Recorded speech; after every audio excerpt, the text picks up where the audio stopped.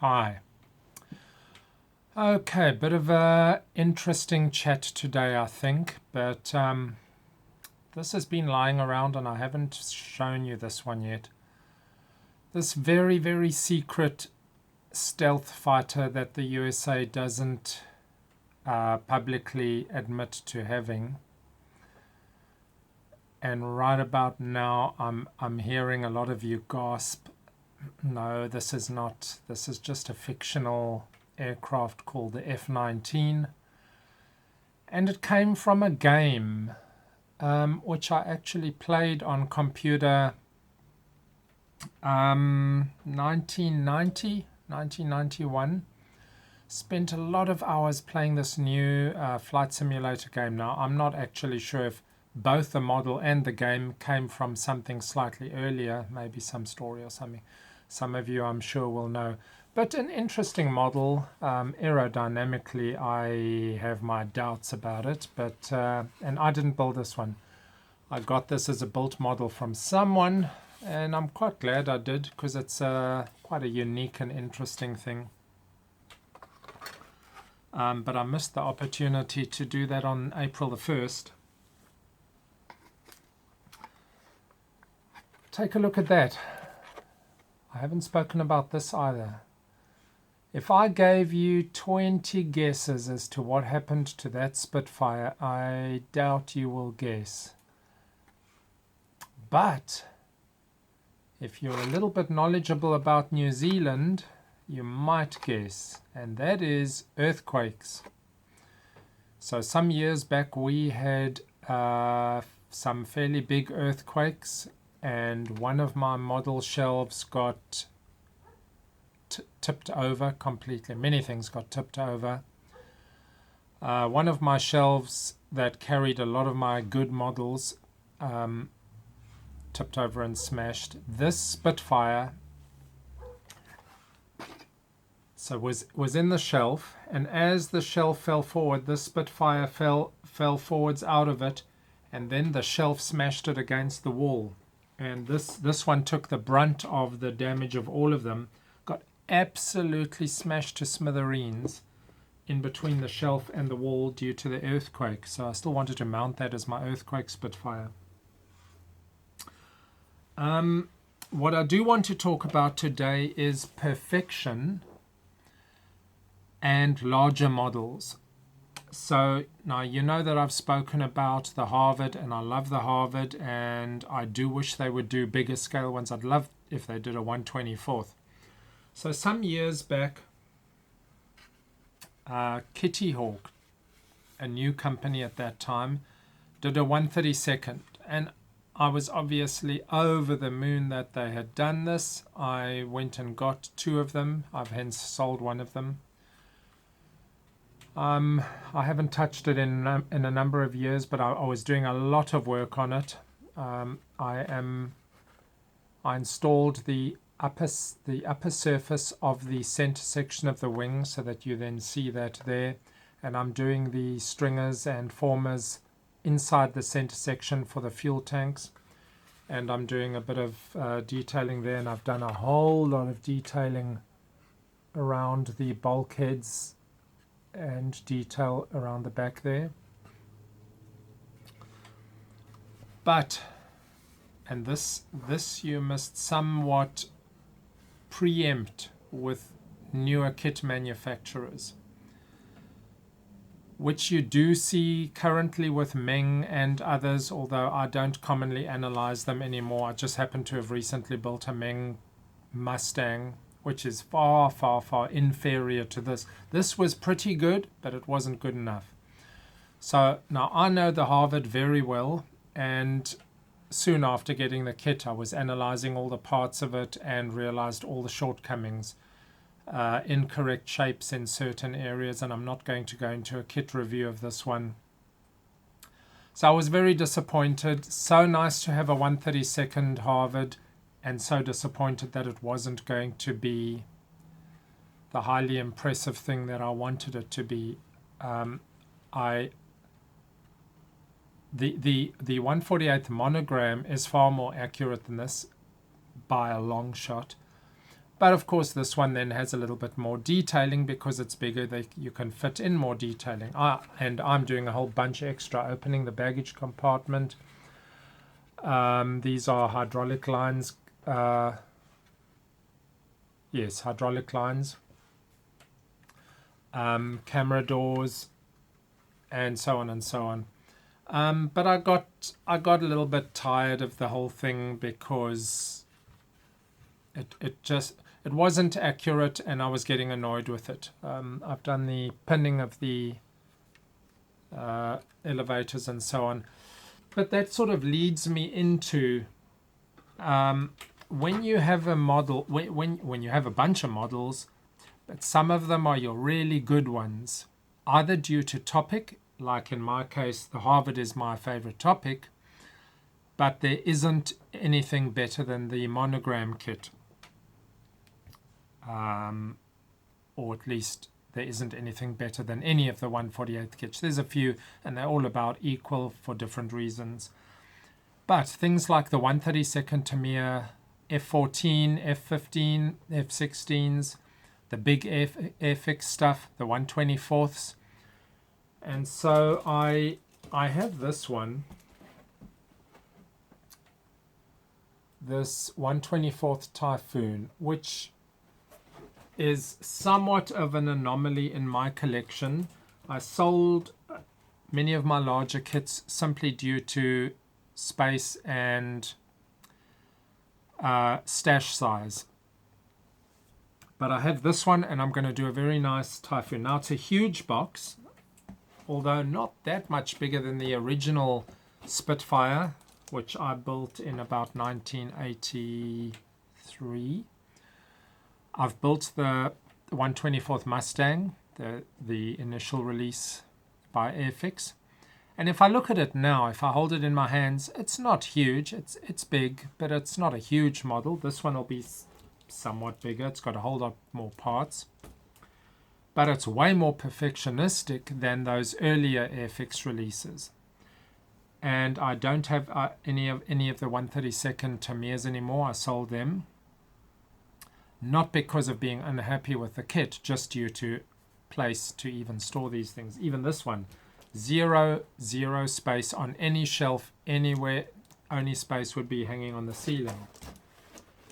But eventually I will do talks on this, and I can't even unpack it now. There's no space on this table to unpack there. And I don't need to, to really dictate any of the good features of the Airfix. You've all seen enough of the really good Airfix stuff. Very nice. Totally happy with this, even if it has some faults, and that's what I wanted to get to. So in the 80s and 90s with those big 1/24th kits, we were completely happy. There was no internet, and I guess there were magazines with reviews, but in general, you built it and you were happy with it, and you put in your extra detailing, and that was your acceptance of perfection. But nowadays, with everything that's available, innumerable aftermarket sets, numerous YouTube builds, and you can see all of this absolute perfection that's being done. And now you have this measure of what could be achieved, and so something that you might have regarded as acceptable is now not quite acceptable to you. But not only by what you might achieve, on the accuracy of the kit. So with this kit, one can somewhat expect it because have they done absolute research on the real aircraft, which you would have to do to get this correct, to get any aircraft correct. So if you're a kit manufacturer that is not doing research on the actual aircraft, and it's somewhat easy to determine whether they are or aren't, you end up with kits that are nice, even selling well, but they're really not great kits. This is done by modern techniques. You've seen the videos on how Airfix currently creates kits. A very nice process, but it's not foolproof by any means.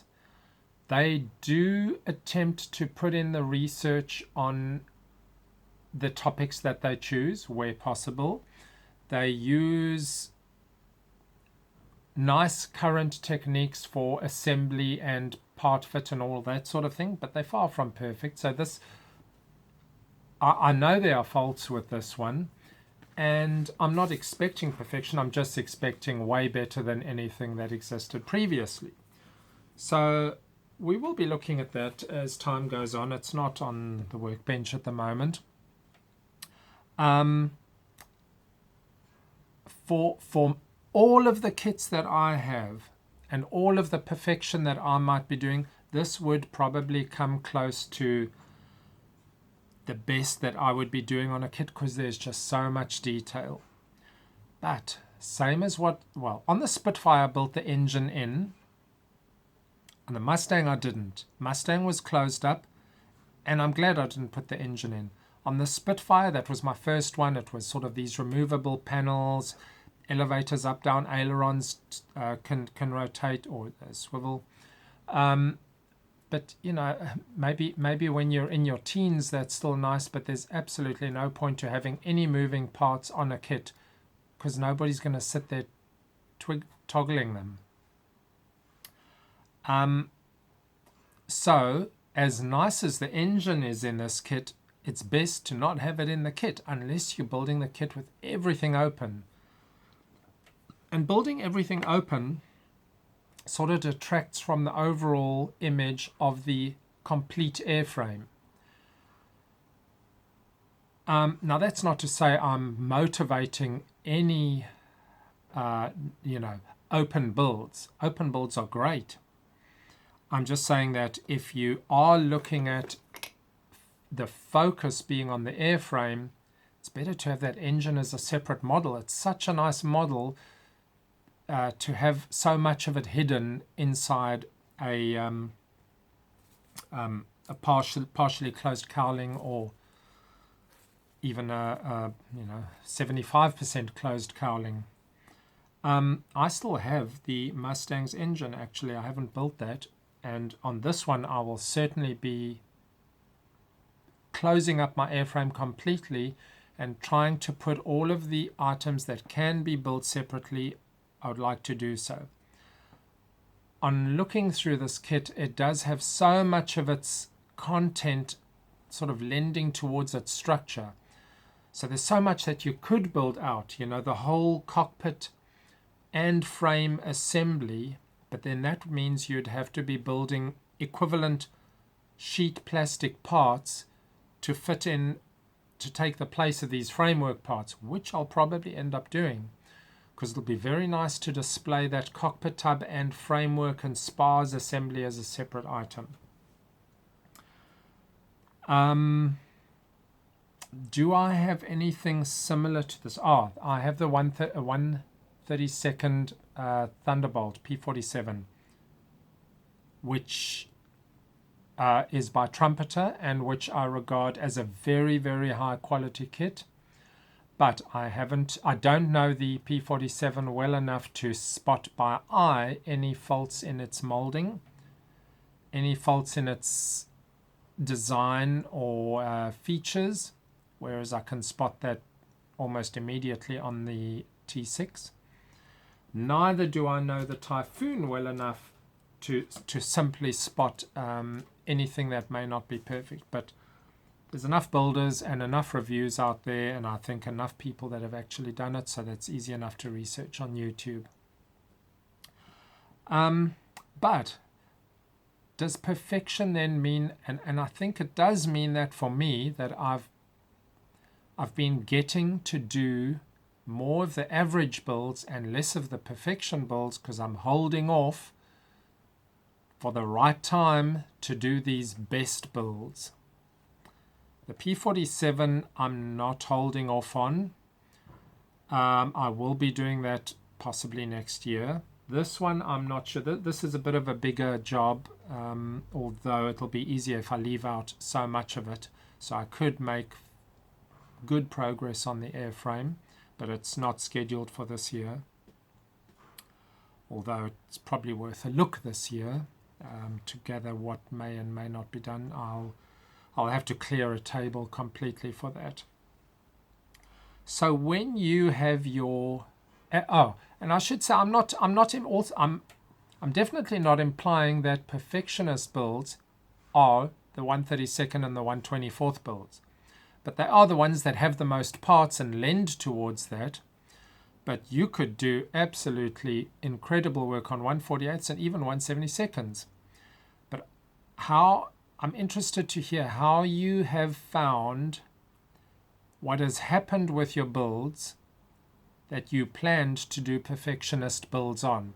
Have you bought the parts? Have you got all these aftermarket kits, got all your plans together, and then not got to them because it's a big job to get into a perfectionist build as opposed to just completing more average builds? I've got perfectionist builds scheduled for 172 Harvards, 148 Harvards, and they're not the ones currently getting worked on. I'm building the more average build Harvards. With the Phantoms, I'm not planning a perfectionist build. I might tweak a little bit of extra detail here and there. The P47, I'm not buying extra kits. I'm not buying aftermarket stuff. I'm building the kit as is, and I want to build it very nicely as out of the box. One could say fine craftsmanship, yes, but not perfectionistic, because I'm not trying to reproduce more of the aircraft than what was provided in the kit. Whereas if I think of a real perfectionist build, I'm thinking, you're really going to town on that thing. Not just assembling it and doing a nice paint job. But yeah, I'm interested to hear discussion on the perfectionist, your planned perfectionist builds.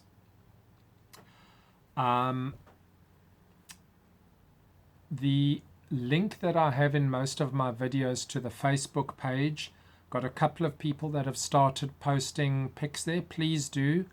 Keen to see what people are busy on. Gets a little bit one-sided showing you my stuff the whole time, but I can't really give you feedback on some of your stuff. Post your in-progress stuff, completed builds, doesn't matter, whatever. Or if you've even done any of the models that I talk about. That's about it. Won't make that a very long one today. This Harvard will look very nice when it's completed. It'll look amazing, but in my eyes it'll only be average because there are things that are not blatantly not correct, and for the topic where I expect so much out of it, that's not okay. That might be okay on many of the aircraft that I don't care that much about. Like let's say I was building the little Airfix Dyno, which I was mentioning. I don't expect much out of it, and that's what I'd get, and I'd be happy with the not expecting. But with this one, I do expect that much. Are they correctable? They're not really correctable features. I mean, you'd have to put in so much work that you might as well not. It's got to do with a lot of these fillets around here. Even this is not correct. That's not correct. That's not correct. It's all the features that that are the most difficult on a Harvard. Okay. Back to the workbench. Cheers.